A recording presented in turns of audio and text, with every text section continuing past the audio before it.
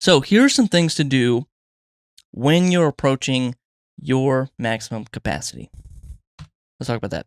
Number one is to raise your rates.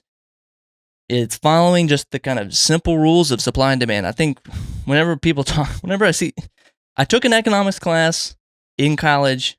It's just the 101. I'm not a genius. But whenever I see other people talk about supply and demand, and I could be talking about supply and demand wrong, but I think people get it wrong when they talk about supply and demand, or they put the price. It's like there's two arrows. It's like you go up or down. But if the supply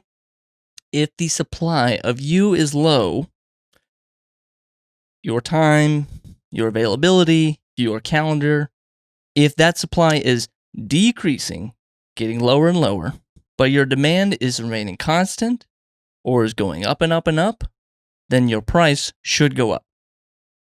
There's less of me and there's more demand of me, or still a constant demand of me, my price has to go up. And people will kind of back off from this. And I've seen people kind of push back at me like, I'm not going to raise I said, my rates are $2,000. I'm not going to raise mine just because and that's what I talked about at the beginning of the video, where the company that I work for, they weren't using their capacity to their advantage.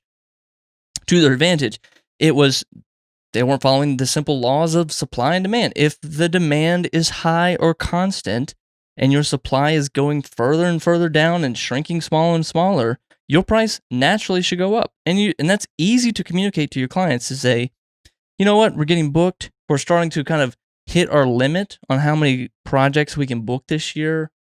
Our price has to go up. So our rates are going to have to go up. So if you're not okay with this, I understand, but I have to raise my rates to kind of make sure that I can keep all my clients happy and to make sure that I can maintain the same level of quality for all my clients, the ones I've already booked and the ones I will potentially book here in the future.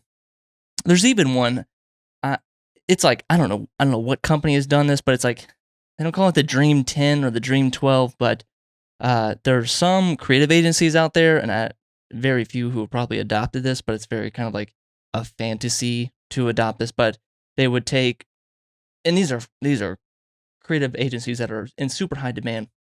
They say they artificially limit their supply, saying we're only going to take 10 clients this year. We're only going to take 12 clients this year. We've officially hit our max of 15 clients this year, so you're more than welcome to book next year. And that's it. Once they hit that limit of 15, that's the rest. They don't book anymore.